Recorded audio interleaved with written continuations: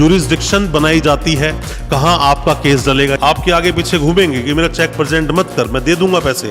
अगर ऐसे लोग बोलते हैं तो उनको बोलो मुझे एक चेक और दे दो, ठीक है मैं चेक नहीं डालूंगा आपका। दोस्तों अपने देश में देखा जाए तो बहुत बड़ी तादाद पर चेक बाउंसिंग के मामले दर्ज किए जाते हैं और बहुत बड़ी तादाद पर ये मामले सामने आते हैं। चीटिंग के मामले, हालांकि चीटिंग में एफआईआर तो दर्ज कराई ही जाती है, साथ में ही चेक बाउंस के मामले कोर्ट में जाते हैं, क्योंकि इसमें कोई कोर्ट फीस तो देनी होती नहीं, सीधा मामला दर्ज हो जाता है और कोर्ट पर और ज्यादा बर्डन डाल दिया जाता है। अब ये केस तो डालते हैं, बट केस डालने के साथ साथ में कुछ ऐसी बड़ी गलतियां कर देते हैं जो गलतियां अगर ना की जाए तो शायद केस डालने वाला केस जीत भी जाता, पर फिर भी केस को हारते हैं। अब चाहे तो आप केस को डाल रहे हो या फिर केस आप पर डाला जा रहा है, फिर भी कुछ गलतियां जो आपको नहीं करनी चाहिए वो गलतियां मैं आपको बताऊंगा। हालांकि मैंने कई बार कुछ गलतियां और काफी ऐसे जो मेन बिंदु हैं उस पर फोकस किया है आपका, और आपको बताया है कौन सी गलतियां नहीं करनी चाहिए, आपको बताया है लिमिटेशन पीरियड क्या होता है, क्या एक टाइम लिमिट दी गई है हमारे एनआई एक्ट के अंदर। द नेगोशिएबल इंस्ट्रूमेंट्स एक्ट 1881 का जो हमारा एक्ट बोलता है 138 के नाम से जो ये फेमस हुआ, और जिसमें टोटल ही 148 टोटल सेक्शंस हैं, टोटल ही इसके अंदर 7 चैप्टर हैं, और जिसमें 2 साल तक की सजा का प्रावधान है और जो अमाउंट का डबल तक किया जा सकता है। आप में से कोई भी नए वकील साहब हैं, कोई भी लॉ स्टूडेंट हैं, कोई भी आप में से कानूनी जानकार बनना चाहता है, उन सभी के लिए ये वीडियो बहुत ज्यादा काम का है, क्योंकि मैं आपको 5 ऐसे बिंदु बताऊंगा, अगर आपने वो 5 बातें जान ली तो मेरा मानना है कि आप चेक बाउंसिंग के मामले हारोगे नहीं। ज्यादा कुछ जानने के लिए चेक बाउंसिंग के मामलों के बारे में दोस्तों बने रहिए हमारे इस वीडियो के साथ। नमस्कार दोस्तों, फिर एक बार स्वागत करता हूं आप सभी का अपने इस YouTube चैनल पर, और मेरा नाम है वीरेंद्र वर्मा।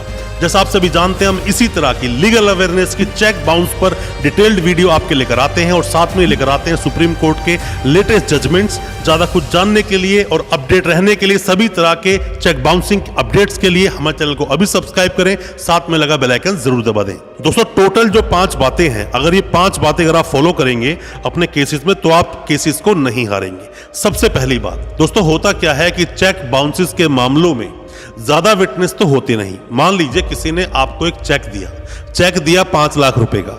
अब आपको किसी ने चेक दिया, आपको किसी से कोई भी किसी भी तरह की एक पैसे की वसूली करनी थी और 5 लाख का चेक आपने ले लिया, तो आपको उससे पैसा लेना है और उसको पैसा देना है।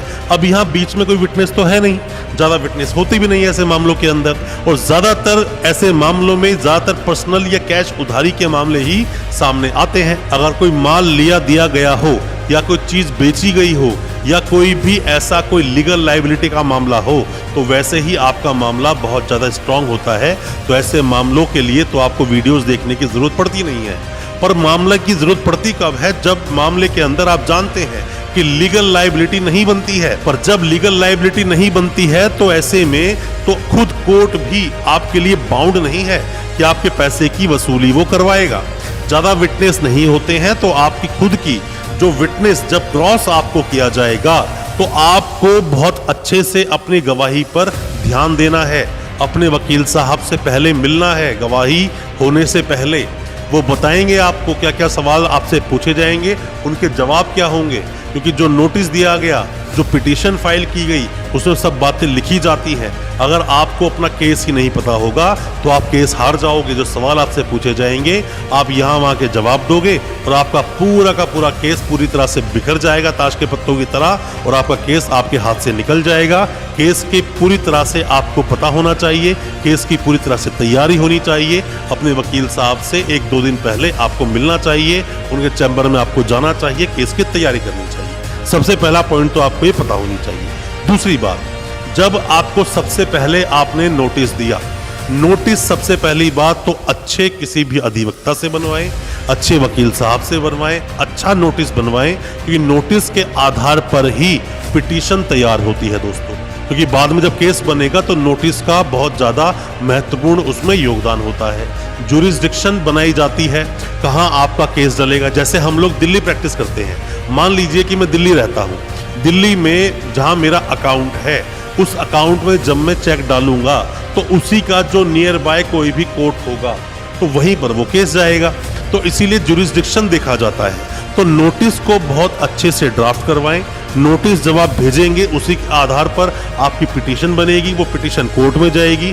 अगर नोटिस ही अच्छा नहीं हुआ तो केस आपके हाथ से निकल सकता है। दूसरी बात, ये बहुत ज़्यादा महत्वपूर्ण है, आपको याद रखनी चाहिए। अगर नोटिस आपने गलत बनाकर भेज भी दिया है, बाद में अपने वकील साहब से आप मिल रहे हैं, तो पिटीशन पे ध्यान दें, ये बहुत ज़रूरी बात है। तीसरी बात, चेक की मियाद होती है 3 महीने की। हालांकि आपको बेयर एक्ट्स में नजर आएगा 6 महीने का टाइम, बट 2011 में जो आरबीआई की गाइडलाइन आई उसमें 3 महीने के टाइम का जिक्र किया गया, 3 महीने का टाइम बताया गया। 3 महीने की वैलिडिटी होती है एक चेक की, तो 3 महीने के अंदर अंदर आपको चेक प्रेजेंट कर देना है। 3 महीने का टाइम पीरियड होता है। जो फ्रॉडिया टाइप के लोग होते हैं वो आपके उस टाइम को खराब करने की कोशिश करेंगे, आपके आगे पीछे घूमेंगे कि मेरा चेक प्रेजेंट मत कर, मैं दे दूंगा पैसे। अगर ऐसे लोग बोलते हैं तो उनको बोलो मुझे एक चेक और दे दो, ठीक है मैं चेक नहीं डालूंगा आपका, पर उनकी बातों में आए नहीं। 3 महीने के अंदर अंदर चेक को प्रेजेंट कर दें। वो आपका टाइम एक्सीड कराना चाहते हैं और एक्सीड हो गया तो आपको जेन्युइन रीजन देना पड़ेगा, वरना सामने वाला जो वकील होगा वो आपके केस को सिरे से ही उड़ा देगा और बहुत ज़्यादा प्रॉब्लम आपके सामने आ जाएगी। तो उस टाइम को बिल्कुल भी क्रॉस होने ना दें। 3 महीने के अंदर अंदर अपने चेक को अकाउंट में डाल दें और साथ ही वो चेक जैसे ही बाउंस हो जाए जाके अपने वकील साहब को दे दें। आगे का काम आपके वकील साहब करेंगे। चौथी बात जो आपको बहुत ज़्यादा ज़रूरी है, आपको जानना चाहिए, सामने वाली जो पार्टी होती है उसकी बातों में बिल्कुल ना आए। अक्सर ऐसा होता है कि सामने वाला मीठी मीठी बातें करता है, लोमड़ी चाल चलता है और आपको अपनी बातों में ले लेता है। यहाँ वहाँ की बातें करता है, बोलता है नहीं नहीं कोई बात नहीं, 6 लाख की बात है, ये ले एक काम कर 50,000 रुपये पकड़, बाकी पेमेंट देता हूँ तेरे को। दोस्तों 6 लाख का जो चेक है 50,000 रुपये देकर 6 लाख की वो पूरा का पूरा पैसा हजम कर जाता है। वो आपको गोलियां देता है और 3 महीने का जो टाइम पीरियड है उसको पूरे को वो कोलैप्स करा देता है, लेस करा देता है। तो उसकी बातों में आपको आना नहीं है। 3 महीने का पीरियड का जो टाइम होता है बातों में किसी की ना आए। सामने वाले ने चेक दिया इतना ही, अगर वो अच्छा होता तो वो आपका 3 महीने के अंदर अंदर आपके चेक को पास करवा देता। बातों में ना आए, सामने वाला भी हो सकता है अपने वकील साहब से अच्छी तरह से कंसल्ट करके आया हो और अब आपको वो बहकारा हो। सामने वाले की बातों में नहीं आना है। और 5वीं बहुत ही महत्वपूर्ण बात, डिफेंस क्या ले रहे हो आप। डिफेंस लेना बहुत ज़्यादा ज़रूरी है। ये डिफेंस लेने वाली बात मैं उन लोगों के लिए कर रहा हूं जो डिफेंडेंट हैं, मतलब कि जो इसमें एक्यूज बनाए गए हैं। मतलब कि आपका चेक बाउंस हुआ और अब आप पर केस दर्ज कर दिया गया, तो आप जो डिफेंस ले रहे हैं उसको लेना बहुत जरूरी है। क्या डिफेंस आप ले रहे हो, क्योंकि लीगल लायबिलिटी का होना बहुत जरूरी है। अगर किसी ने आपको हाथ उधारी पैसा दिया तो हाथ उधारी पैसा दिया तो क्यों दिया तो क्या उसने आईटीआर में मेंशन किया, आईटीआर में मेंशन अगर किया भी तो क्या उसका कोई गवाह था, आईटीआर में अगर मेंशन किया भी तो क्यों दिया, ब्याज पर पैसा दिया। ऐसे कई सारे रीजन हो सकते हैं जो आपके वकील साहब जब सवाल जवाब कोर्ट में करते हैं तो धज्जियां उड़ जाती है सामने वाले की। तो आपको ये बातें बहुत ध्यान रखनी है। डिफेंस क्या ले रहे हो, ऐसा डिफेंस बिल्कुल ना ले ले कि जो डिफेंस कोर्ट में एडमिसिबल ही नहीं। क्योंकि पहली तारीख पर जैसे ही आप कोर्ट में जाते हैं तो वो वहां पर जज साहब आपसे कुछ सवाल पूछते हैं और उन सवालों को ही आपकी एडमिसिबिलिटी नोट कर लिया जाता है। इस बात का विशेष रूप से आप ध्यान रखना, आपके वकील साहब आपको बताएंगे। और अगर कोई भी सवाल आपके दिल में है आपके केस को लेकर तो कमेंट बॉक्स में अपने सवालों को पूछें, हम आपको उसका रिप्लाई जरूर करेंगे। और कोई भी नोटिस के रिलेटेड सलाह चाहते हैं तो भी सवाल पूछें, केस के रिलेटेड सवाल चाहते हैं तो भी सवाल पूछें, केस के बीच में आ गए हैं कोई सवाल है तो भी अपने सवाल पूछें, हम आपको उसका रिप्लाई जरूर करेंगे। अच्छा लगा हो आज का वीडियो, हमारी वीडियो को ज़्यादा से ज़्यादा अपने दोस्तों परिजन परिवार तक पहुँचाएं हमारी इस वीडियो को, ताकि वो भी अपने आप को कानूनी जानकार बना सके। और हमारे चैनल को अभी सब्सक्राइब करें, साथ में लगा बेल आइकन जरूर दबा दें ताकि इसी तरह की लीगल अवेयरनेस की वीडियोज़ आप तक पहुँच सके सबसे पहले। बहुत बहुत शुक्रिया दोस्त, धन्यवाद हमारे इस वीडियो के साथ बने रहने के लिए।